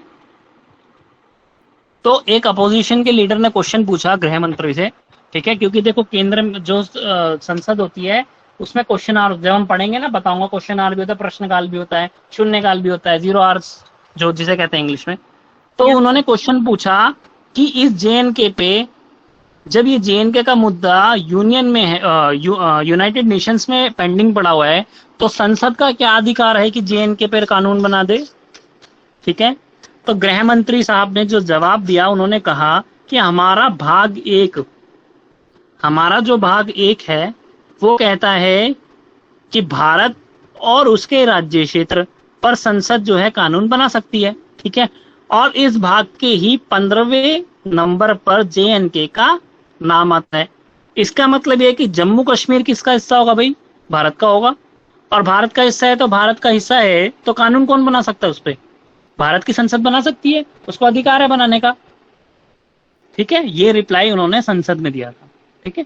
तो यह कह रहा हूं मैं कि इसका मतलब यह है कि संसद जो है किसी भी चीज पे कानून बनाने के लिए सबसे बड़ी संस्था है हमारे देश की, सर्वोच्च है संसद, ठीक है। अगर वो चाहे, अगर संविधान में वर्णित है तो उस पे वो कानून बना सकती है। अगर संविधान में वर्णित नहीं है, उसने अगर कानून बना दिया तो वो सुप्रीम कोर्ट में चला जाएगा, ठीक है। सुप्रीम कोर्ट में जाएगा तो सुप्रीम कोर्ट क्या है? हमारे अधिकारों की संरक्षक है। इसका मतलब ये होगा संविधान की संरक्षक है वो, ठीक है, कि संविधान से बाहर जाके गवर्नमेंट कोई चीज बनाएगी तो सुप्रीम कोर्ट तुरंत उसमें दखल दे देगा, ठीक है, कि भाई आपने ये संविधान के अंतर्गत नहीं करा, इसलिए आपका ये डिसीजन को चेंज किया जाता है। जैसे फॉर एग्जाम्पल NCJA 2015, ठीक है, नेशनल काउंसिल ऑफ जुडिशरी कुछ एक्ट था, मैं नाम भूल गया, ठीक है। संसद ने कानून बनाया, ठीक है, लेकिन ये कानून गैर संवैधानिक था, सुप्रीम कोर्ट में गया, सुप्रीम कोर्ट ने इसको गैर संवैधानिक घोषित किया, नॉन कॉन्स्टिट्यूशनल घोषित किया, ये लागू नहीं हो पाया, ठीक है। बेशक से आप एनसीजीए के नाम से 2015 के नाम से गूगल पे सर्च करके पढ़ लेना एक बार, ये संविधान जो बनाया गया जिसमें जजेस की अपॉइंटमेंट का कुछ लेना देना था, ठीक है। तो ये जो था ये अनकॉन्स्टिट्यूशनल था। कॉन्स्टिट्यूशनल में प्रावधान अलग दिया गया है कि जजेस को नियुक्ति कैसे दी जाए। इसके अंदर कहा गया कि भाई जजेस की नियुक्ति जो होगी उसमें एक जो मेंबर होगा वो हमारी विधायिका से होगा। अगर विधायिका से कोई मेंबर बनने लग जाए जजों की नियुक्ति में, यानी क्योंकि कोई मंत्री या नेता जजों की नियुक्ति करे, तो क्या आपको लगता है न्याय ठीक से हो पाएगा? भ्रष्टाचार बढ़ेगा।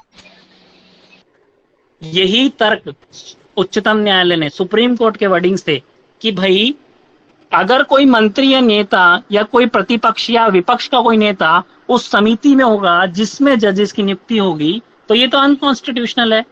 इसमें तो सीधा सीधा क्या है, इनका हस्तक्षेप हो रहा है, ठीक है, इंटरफेयर हो रहा है विधायिका का, ये मान्य नहीं है, ये अनकॉन्स्टिट्यूशनल है। इसलिए सुप्रीम कोर्ट ने इस कानून को रद्द कर दिया और लागू नहीं हो पाया, ठीक है। इसलिए संसद कानून बना सकती है, नो प्रॉब्लम, लेकिन संविधान के बाहर जाके नहीं बना सकती, ठीक। सर चलो आगे। आपने क्वेश्चन भी दिया था कृषि वाला होमवर्क से। कौन सा क्वेश्चन?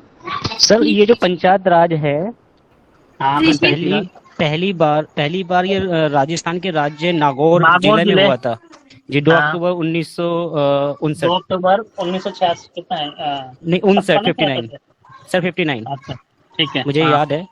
और उसके बाद फिर ये आंध्र प्रदेश में दूसरी बार हुआ था 11 अक्टूबर 9, वही सेम भैया एनसीईआरटी लाइन टू लाइन पढ़ो, सब लिखा उसमें। जी हाँ, तो तो ये क्वेश्चन जरूर आता है, ये क्वेश्चन पूछ लेता है, ये आ सकता है। अभी मैं भाग पढ़ा रहा हूँ सिर्फ, जब इसको डीप पढ़ाएंगे ना उसमें बताऊंगा, ठीक है। ओके, हाँ अभी सिर्फ भाग पढ़ा रहा हूँ अभी। चलो लिख लो भाई भाग, नहीं तो भाग ही रह जाएंगे। हमारी 2 क्लास खत्म हो जाती है, पता ही नहीं लगता 9 बज गए, देखो पता ही नहीं लगा। कोई बात नहीं, हम पढ़ेंगे। 9th भाग का क्या आर्टिकल बता दीजिएगा। हाँ बता रहा हूँ 9 भाग का आर्टिकल है 243 से लेकर 243 से लेकर 243 ओ का मतलब ये है जैसे 243A 243B, ठीक है, इसी में इनके प्रावधान डाले गए हैं, ठीक है। सब पार्ट टाइम। चलो आगे चलते हैं भाई।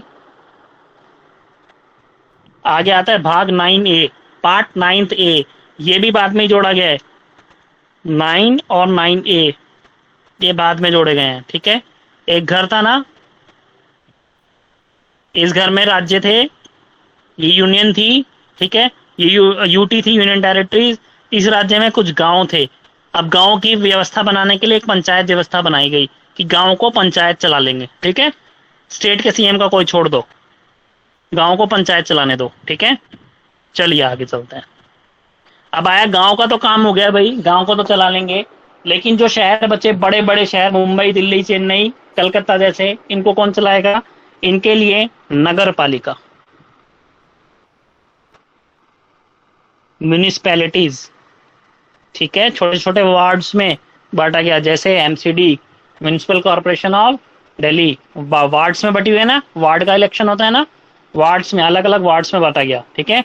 जिसकी संख्या, जिस शहर की संख्या 10 लाख से ऊपर हो गई, महानगर बन गया वो, ठीक है, और उसमें म्यूनिसिपैलिटीज को लाया गया।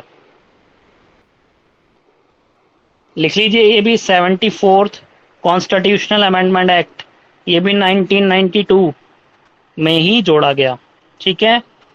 आर्टिकल 2 में क्या बोलेंगे sir? Municipalities, MUNI, municipality, PALTY, municipality, ठीक है। जैसे MCD है, म्यूनिसिपल कॉर्पोरेशन ऑफ दिल्ली, ठीक है। BMC है, म्यूनिसिपल कॉर्पोरेशन ऑफ बॉम्बे, ठीक है।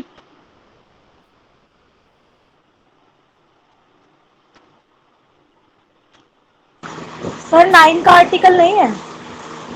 लिखवाया तो था मैंने, ये 243P से लेकर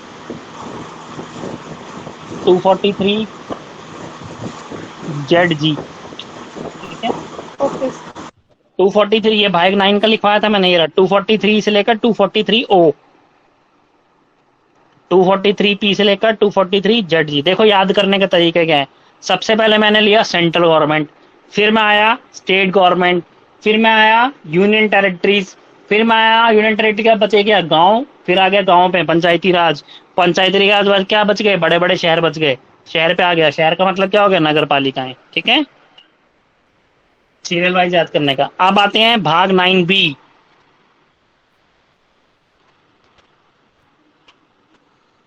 लिखिए सहकारी समिति, कोऑपरेटिव सोसाइटीज।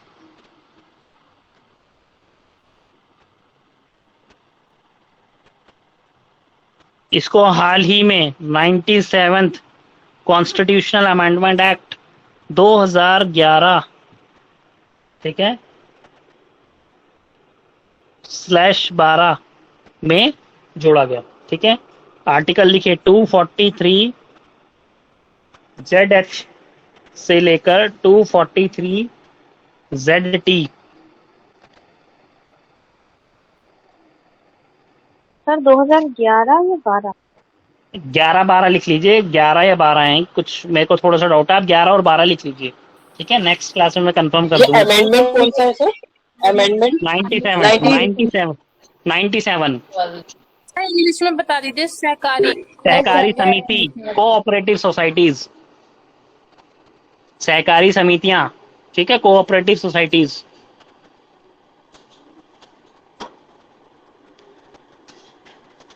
इसका एक एग्जांपल देना।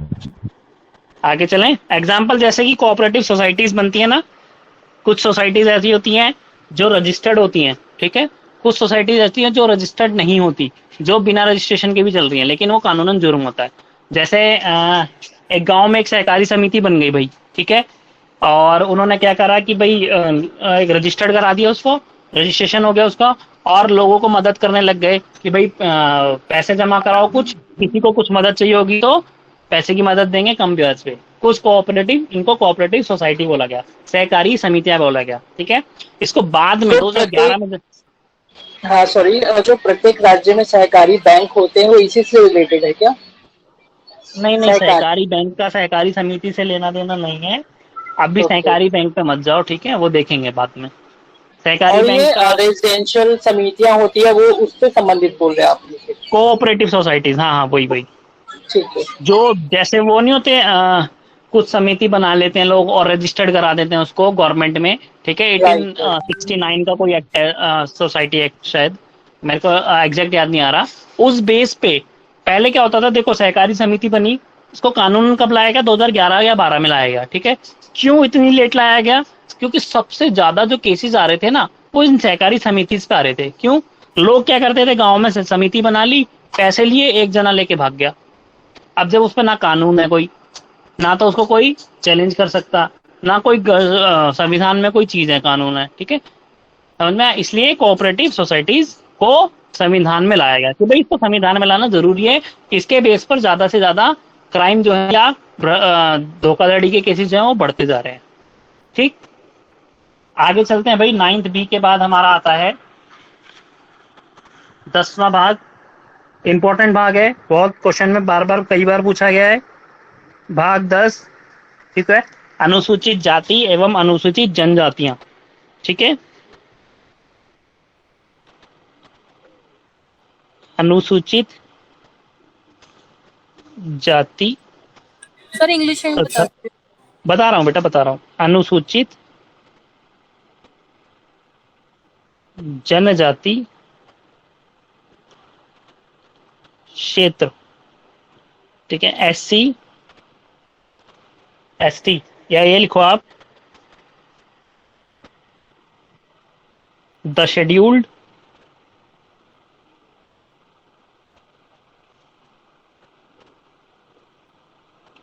And tribal areas, schedule caste and schedule tribal areas, ठीक है। आर्टिकल लिखो 244 से लेकर 244A। केवल जिक्र पूछा जा सकता है कि इन क्षेत्र का कौन से भाग में जिक्र है, इतना क्वेश्चन आता है बस। और वो भी कभी कभी, ठीक है, क्योंकि ये SC/ST का मुद्दा है इसलिए क्वेश्चन आ सकता है, इसलिए बोल रहा हूँ, ठीक है।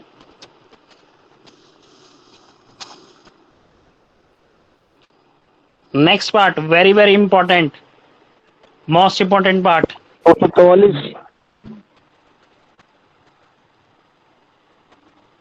भाग 11 केंद्र राज्य संबंध, जिस पर रोज लड़ाई होती है, ठीक है। केंद्र की सरकार कहती है राज्य का मुद्दा है, राज्य की सरकार कहती है केंद्र का मुद्दा है, ठीक है। दोनों लड़ते हैं, पिस्ता कौन है? जनता। आम जनता। जनता। जनता हम पिसती लोग। है। सेंटर स्टेट रिलेशन, देखो सारा इतना आप सोच सकते हो जब संविधान बन रहा होगा तो कितने सारे फैक्टर्स रहे होंगे उनके माइंड में कि ये भी रखना है, ये भी रखना है, ये भी रखना है, ये भी रखना है।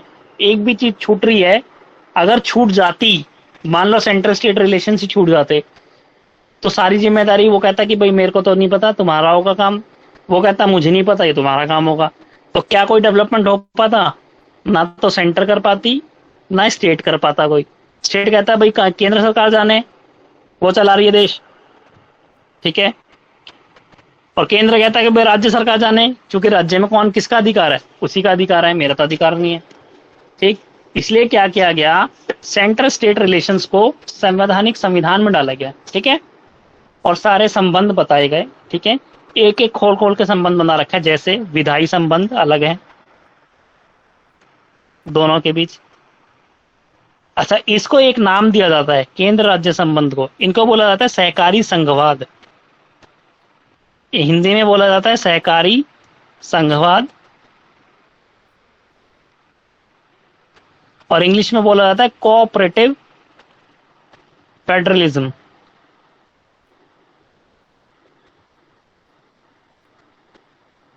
कोऑपरेटिव फेडरलिज्म, ठीक है।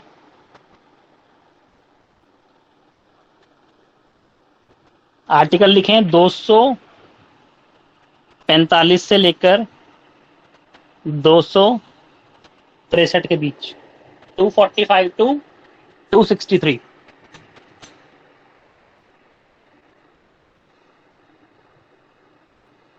जब हम केंद्र राज्य संबंध सेंटर स्टेट रिलेशंस पढ़ेंगे, इसको हम 7वीं अनुसूची 7th शेड्यूल के अनुसार पढ़ेंगे, जिसके अंदर 3 सूचियां बनाई हुई हैं, ठीक है। पहली संघ सूची, यूनियन लिस्ट, दूसरी राज्य सूची, स्टेट लिस्ट, कि कौन कौन से मुद्दे स्टेट देखेगा, कौन कौन से संघ देखेगा, तीसरी समवर्ती सूची, यानी ऐसी लिस्ट जिसपे केंद्र भी राज्य कानून बना सकता है और स्टेट भी कानून बना सकती है। लेकिन अगर कोई विवाद ऐसा आता है कि राज्य ने पहले से वो कानून बना रखा है और सेंटर उसके ऊपर ओवरलैपिंग कानून बनाती है, तो सेंटर का कानून मान्य होगा, राज्य का कानून मान्य नहीं होगा, ठीक है, नल एंड वॉइड हो जाएगा, ठीक है। इस मामले में केंद्र और राज्य संबंध में ज्यादा पावर्स केंद्र को दी गई है, राज्य को नहीं दी गई। जब देश का संविधान बन रहा था तो इस पे जो आलोचनात्मक मुद्दे थे या आलोचना करने वाले लोग थे, उन्होंने ये बोला कि भाई आप इसमें भेदभाव कर रहे हैं, केंद्र को आप ज्यादा शक्तियां दे रहे हैं, पावर्स केंद्र के हाथ में ज्यादा दे रहे हैं, सेंटर को आप पावर्स कम दे रहे हैं, ठीक है। इसी को लेते हुए 7वीं अनुसूची के अंदर सारी चीजों को अलग अलग रखा गया, इसलिए डिफाइन किया गया कि भाई नहीं, हम ऐसा नहीं कर रहे, हम क्या कर रहे हैं, संघ सूची के लिए हम कह रहे हैं कि भाई केंद्र का ये काम है बस, ठीक है। राज्य के अपने काम दे दिए कि भाई राज्य के ये काम है, कोई दखल अंदाजी नहीं होगी। हाँ, समवर्ती सूची जो होगी, ठीक है, जो हमारी कॉमन लिस्ट होगी, उसमें क्या होगा, इसके अंदर कुछ ऐसे मुद्दे होंगे जिसपे केंद्र भी बना सकती है, राज्य भी बना सकती है, लेकिन केंद्र का अगर कानून बन गया तो केंद्र का ही लागू होगा। भाई छोटा भाई भी डिसीजन ले सकता है घर में, बड़ा भाई भी ले सकता है, लेकिन बड़े भाई ने अगर डिसीजन सेम लिया, ठीक है, तो मानने किसका होगा, छोटे का कि बड़े का? बड़े भाई का। बड़े भाई का, इसलिए किसका कानून मान्य होगा? केंद्र का, समवर्ती सूची में बस। ठीक है, मैंने इसी को लेके एक आपको क्वेश्चन दिया था लास्ट क्लास में, मैंने कहा था एक चीज सोच के आना कि भाई अगर राज्य सूची का कोई चीज हिस्सा है, ठीक है, और केंद्र उस पे कानून बना रहा है राज्य सूची पे, तो क्या ये अनकॉन्स्टिट्यूशनल नहीं है? क्या ये गैर संवैधानिक नहीं है? कृषि पे दिया था, एक इस पे भी दिया था शायद, मैंने बोला था कि इसको भी पता करना। चलो मैं पूछ लेता हूँ, अभी छोड़ो, पहले दिया था। आप लोग बताओ मुझे सोच के सारे, ठीक है, जिसको माइंड में जो भी है बताना। एक कानून संघ सूची में दे रखा है कोई मुद्दा, एक राज्य सूची का कोई मुद्दा है, ठीक है। मैंने कृषि दिया था ना कि राज्य, जो कृषि है और राज्य सूची का मुद्दा है, ठीक है, राज्य सूची का भाग है, केंद्र ने उस पर कानून बना दिया, ठीक है, तो क्या ये गैर संवैधानिक है, अनकॉन्स्टिट्यूशनल है कि नहीं है?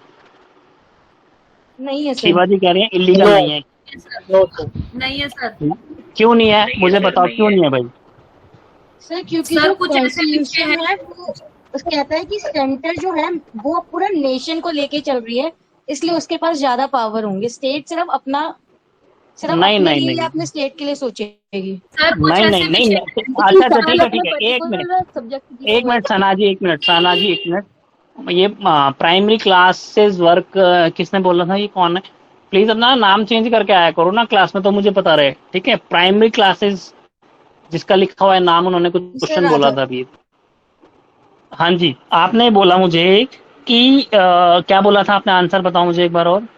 सर जब सेंटर जो है पूरे नेशन को, मतलब सब स्टेट्स को एक तरीके से पूरी यूनिटी के साथ लेके चल रही होती है, इसलिए उसको हमेशा ऊपर रखा जाता है। तो फिर सूचियां क्यों बांटी हैं? संघ को क्यों सूची दी गई, राज्य को क्यों सूची दी गई? अगर सेंटर को ही चलाना था सारा, आप मुझे इतना सा जवाब दो। कंट्रोवर्शियल मैटर है उसमें सेंटर, वो संवर्ती सूची में दे रखा है ना, फिर राज्य सूची पे केंद्र का अधिकार कैसे है कानून बनाने का? कृषि जो है वो राज्य सूची का हिस्सा है, ठीक है, इतना आप पता है, इतना तो सबको पता है।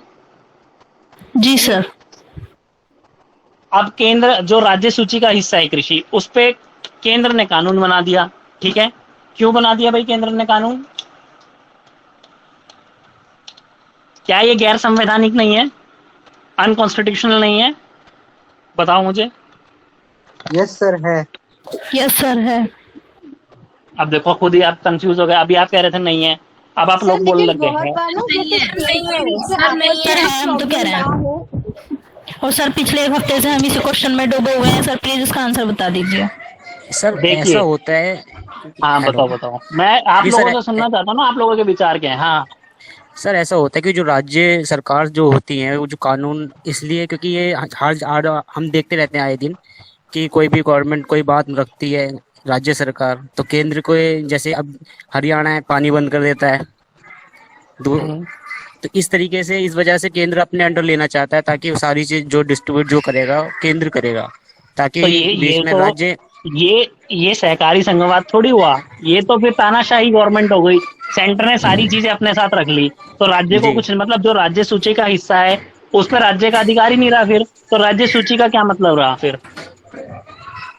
ये बात सही है अपनी जगह पर, ये केंद्र अपने एक बोलूं क्योंकि, हाँ बोलो। ठीक है एंडी जी, हाँ योगेश जी बोलिए। हाँ जी, थोड़ा कंफ्यूजन है सर। असल में क्या है, कृषि जो है राज्य सूची का मुद्दा है, ठीक है, लेकिन उससे केंद्र ने कानून बना दिया। राज्य चाहे तो उसे अपने यहाँ लागू ना करे, ये कर सकता है बस राज्य। नहीं है ऐसा तो उन्होंने लिखा नहीं कहीं कि राज्य चाहे तो कानून लागू करे चाहे ना करे। ये तो सर जो मैंने पढ़ा उस हिसाब से ये है कि अगर केंद्र कोई स्टेट मुद्दे पर कानून बना देता है तो राज्य को ये अधिकार है वो अपने यहाँ लागू ना करे, वो अपना कानून बना सकता है। मेरा सिर्फ इतना क्वेश्चन है, क्या ये अनकॉन्स्टिट्यूशनल है या नहीं है? सर इसका मुझे प्रॉपर पता नहीं है ना सर, मैं भूल गया। देखिए सर जब तक इसका प्रॉपर रीडिंग वो नॉलेज नहीं होगा तो हम कुछ कह नहीं सकते ना सर।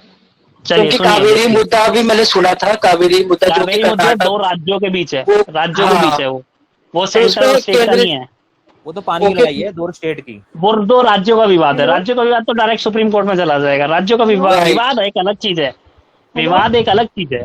हाँ जी बोलिए। हाँ जी सर, इसमें नीरज बताइए। हाँ, संसद में जब पास होता है कोई भी कानून तो उसमें उनके मत मांगे जाते हैं, तो 50% से ज्यादा जब मत होते हैं तो वो संविधान पास हो जाता है। नहीं नहीं, वो ठीक है, केंद्र की पास शक्ति है कानून बनाने की, ठीक है, केंद्र बना सकता है। यूपीएससी में ये इंटरव्यू में क्वेश्चन पूछा गया था, यूपीएससी के एक कैंडिडेट से, उससे पूछा गया कि अगर राज्य सूची का हिस्सा राज्य के पास है, ठीक है, केंद्र ने उस पर कानून बना दिया, ठीक है। आप जब एनसीईआरटी रीड करेंगे ना, इस मुद्दे को रीड जरूर करना, ठीक है। ये पूछा नहीं जाएगा, डीएसएसबी नहीं पूछेगा कभी, डीएसएसबी तो तथ्य पूछेगा खाली। आपकी नॉलेज के लिए बता रहा हूँ। देखिए, जो केंद्र ने अभी कृषि पे जो बनाया है ना बिल को ध्यान से पढ़ना। बिल वो कहती है, केंद्र सरकार का क्लैरिफिकेशन ये है कि मैंने तो कृषि पे बिल बनाया ही नहीं, हमने तो ट्रेड पे बिल बनाया है। हमने बिल बनाया है ट्रेड पे कि कृषि की फसल को यूज करते हैं बार-बार वर्ड एमएसपी। सुनिए, केंद्र कहते हैं कि मैंने कृषि पे बिल नहीं बनाया, हमने कृषि के ट्रेड पे बिल बनाया है। ट्रेड किसका हिस्सा है? केंद्र सूची का, केंद्र संघ सूची का हिस्सा है, ठीक है। अभी और आ रहा हूं, पूरी क्लैरिटी दूंगा पूरी। कहता है कि सेंटर ने कहा, जब इस पे आलोचना हुई कि भाई आपने राज्य सूची के इस पे कानून बना दिया। अच्छा, 2-3 कंडीशंस होती हैं, 3 या 2 कंडीशंस है, अभी मेरे को एग्जैक्ट याद नहीं, लेकिन 2 याद है कि संघ सूची और राज्य सूची पे केंद्र कानून बना सकता है। यस, नो नहीं है इसका आंसर, यस बना सकता है, ठीक है। कब बनाएगा? इसकी 2 कंडीशंस होती हैं। एक पहली कंडीशन ये है कि 2 या 2 से अधिक राज्य उसको रिक्वेस्ट करें केंद्र को कि भाई आपको हमारे इस मुद्दे पे कानून बनाना है, ठीक। पहली ये कंडीशन है। अगर पूछा जाए, अगर पेपर में आ जाए, वैसे कभी नहीं आएगा, बाई चांस कोई ऐसे पूछ ले कि भाई केंद्र कानून बना सकता है राज्य सूची पे, तो आंसर आएगा आपका यस बना सकता है, लेकिन कुछ शर्तों के साथ, ठीक, कुछ शर्तों के साथ। अगर 2 या 2 से अधिक राज्य इसको बोलें कि भाई हमारे इस पे कानून बना दे, ठीक है, हमारा ये मुद्दा है, हमें कानून चाहिए आपसे, तो केंद्र बना देगी, ठीक है। अब कृषि पे बनाया गया, ठीक है, केंद्र कहती है मैंने कृषि पे कानून नहीं बनाया, मैंने तो कृषि का ट्रेड पे बनाया। आपने अगर डिस्कशन देखा होगा कृषि बिल का, तो कहते हैं कि भाई राज्यों ने भी नहीं कोई अनुरोध करा आपसे कि बिल बनाओ, किसी राज्य ने नहीं बोला भाई आप कृषि पे बिल बना दो, फिर आपने क्यों बना दिया? तो केंद्र कहती है कि भाई मैंने कृषि पे बिल ही नहीं बनाया, मैंने ट्रेड पे बनाया है, और ट्रेड संघ सूची का हिस्सा है। मैंने कहा है कि भाई जो कृषि की फसल होगी ना, वो किसान कहीं भी जाके बेच सकता है। मैंने तो ट्रेड पे बनाया, मैंने तो कृषि पे बनाया है नहीं बिल, मैंने तो ट्रेड पे बनाया है। ये क्लैरिफिकेशन है केंद्र सरकार का, ठीक है। लेकिन अगर आपसे कोई पूछ ले कि राज्य सूची पे अगर केंद्र ने कोई बिल बना दिया, वो अनकॉन्स्टिट्यूशनल है, नहीं, वो कॉन्स्टिट्यूशनल हो भी सकता है, अनकॉन्स्टिट्यूशनल हो भी सकता है। अगर उसने जो कंडीशंस दी गई है संविधान की वो पूरी नहीं करी, तो वो अनकॉन्स्टिट्यूशनल होगा। अगर संविधान की जो कंडीशंस है या शर्तें उसने पूरी करी है, तब वो कॉन्स्टिट्यूशनल माना जाएगा। समझ में आया? Yes sir. क्लियर हुआ? आप जब एनसीईआरटी रीड करेंगे, ये केंद्र राज्य संबंध आएगा एक टॉपिक। सर कौन से क्लास में है ये टॉपिक? आपको 11-12 में मिलेगा, ठीक है। अगर नहीं मिलता तो एक रिफ्रेशर बुक में मैं भेज दूंगा फोटो खींच के ग्रुप में। सर 12th क्लास की बुक में ये टॉपिक स्पेशल मतलब एक चैप्टर दिया हुआ है इसके ऊपर? बिल्कुल मिलेगा, मैं कह रहा हूँ ना 11th या 12th क्लास में मिलेगा आपको पूरा एक मैं इसलिए कहता हूँ, अगर क्लियर करना है ना एग्जाम, डीएसएसबी क्लियर करना है, एक लाइन पढ़ना है एनसीईआरटी की, चाहे आती हो, एक लाइन पढ़ोगे ना, कोई सिलेक्शन नहीं रोक पाएगा आपका, कोई भी। अगर मान लो मैं इसी पे क्वेश्चन बना के डीएसएसबी में डाल देता, क्या राज्य सूची का केंद्र पे अधिकार है या हाँ जी बोलो। सर इसके बाद टॉपिक आप कंटिन्यू करेंगे या लास्ट टॉपिक था? नहीं, मैं अभी कंटिन्यू कर रहा हूँ। ओके सर ठीक है। हाँ, एक चीज लिखिए, चलिए आगे ये वाला कर लेते हैं। भाई देखो, ज्यादा डिस्कशन में तब जाएंगे तब जब डीप पढ़ेंगे इसको। लिखो इसके आगे, मैंने लिखा है 3 सूचियां थी 7th शेड्यूल में, 3। सबसे पहले यूनियन लिस्ट, संघ सूची, ठीक है, और राज्य सूची, समवर्ती सूची।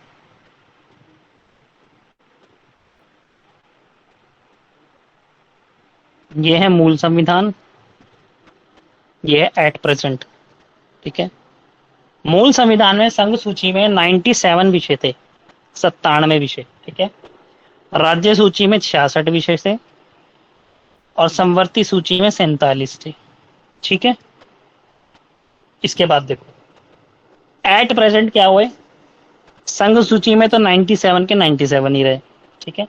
राज्य सूची में 61 हो गए, ठीक है, और समवर्ती सूची में 52 हो गए, ठीक है। 5 जो राज्य सूची के थे वो समवर्ती सूची में डाले गए, ठीक। अब क्वेश्चन क्या पूछता है, कौन से संविधान संशोधन के तहत राज्य सूची के 5 विषय समवर्ती सूची में डाले गए। स्टेट लिस्ट के 5 टॉपिक्स कौन से कॉन्स्टिट्यूशनल अमेंडमेंट एक्ट के तहत यूनियन लिस्ट से कॉमन लिस्ट में, राज्य स्टेट लिस्ट से कॉमन लिस्ट में डाले गए, ठीक। कॉन्करेंट लिस्ट ना, हाँ concurrent list, sorry common list कह रहा हूँ, कॉन्करेंट लिस्ट, ठीक है। लेटे 42nd कॉन्स्टिट्यूशनल अमेंडमेंट एक्ट 1976 के तहत, ठीक है। एक चीज और ध्यान रखना, इस 42nd कॉन्स्टिट्यूशनल अमेंडमेंट एक्ट को हम अपना मिनी संविधान भी बोलते हैं,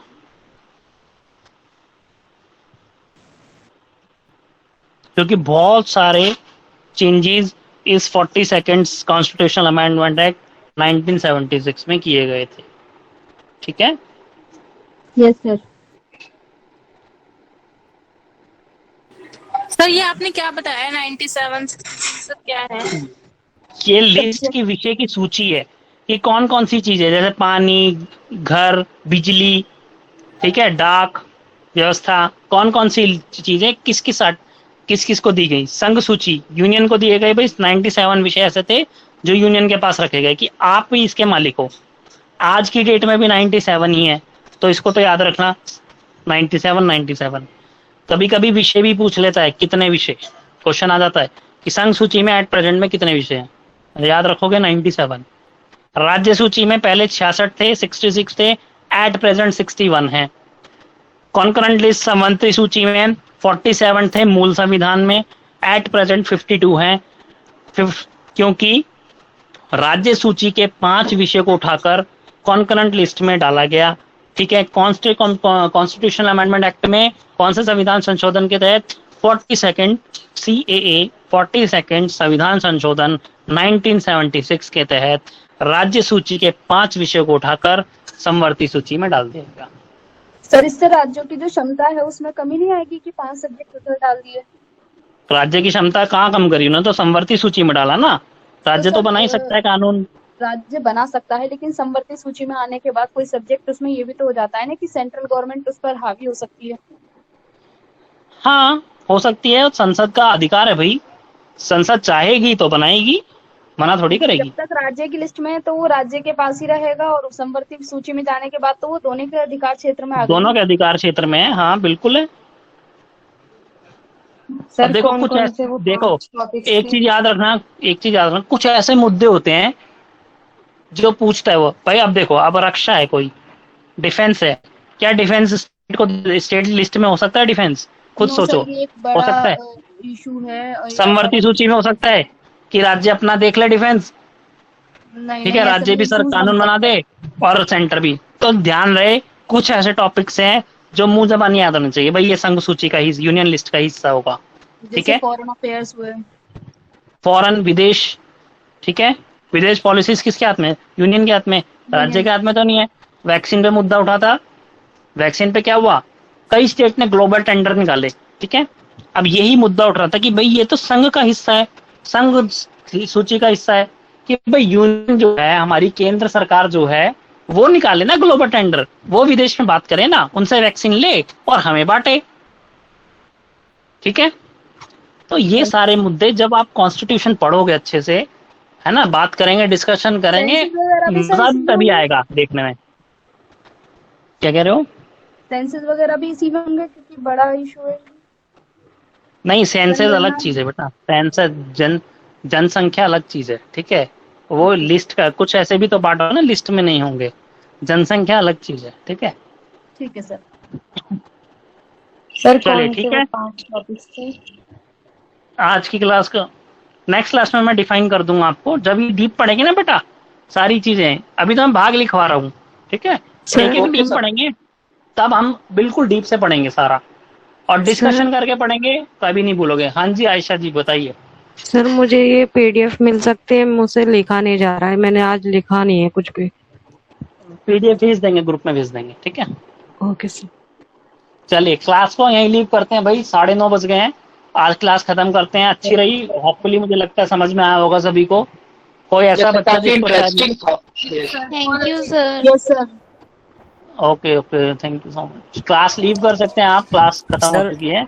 एक चीज और कि अनुच्छेद 214 और 231 इसमें थोड़ा सा बेटा अनुच्छेद पे आएंगे, 231 214 जब आएंगे ना तब डिस्कस करेंगे इसको। नहीं, ये आपने उच्च न्यायालय का जो बताया था कि हाँ उच्च न्यायालय जो होता है 2 राज्यों का एक उच्च न्यायालय हो सकता है। हाँ, और 231 के अकॉर्डिंग काफी है, पंजाब हरियाणा नागालैंड भी है, मेघालय मणिपुर भी है, और मिजोरम अरुणाचल प्रदेश गुवाहाटी में, हाँ अरुणाचल प्रदेश भी है, महाराष्ट्र भी है शायद, और गोवा भी उसी में ही आता है। पंजाब, हाँ पंजाब का, हाँ बंगाल है आपका, अंडमान निकोबार हुआ, ये सब एक ही उच्च न्यायालय में हो सकता है। हाँ मैंने तो यही तो बताया कि हो सकता है 2 राज्यों का एक हाईकोर्ट हो सकती है, तो डिफाइंड वो अनुच्छेद 214 के अकॉर्डिंग 2 का है, पर इसमें अनुच्छेद 231 में काफी राज्यों का एक उच्च न्यायालय हो सकता है। ये चीज कंफर्म कर रहा था मैं आपसे। हाँ बेटा हो सकता है, करेंगे उसको जब पढ़ेंगे ना, डिटेल में पढ़ेंगे उसको, ठीक है। जी। जब हाई कोर्ट के मुद्दे पे आएंगे ना तो हाई कोर्ट पढ़ेंगे आराम से फिर, है ना। ठीक है। सर भाग 10 का आर्टिकल क्या था बताना है? क्या भाग 10 का आर्टिकल? भाग 10 के 244 से लेकर 244 ए 244, ये लो लिख लो। ठीक है। भाग 10 का ये रहा 244 से लेकर 244 ए, ठीक है। ठीक है। चलिए लीव कर दीजिए भाई, क्लास खत्म हो गई आज की पॉलिटी की।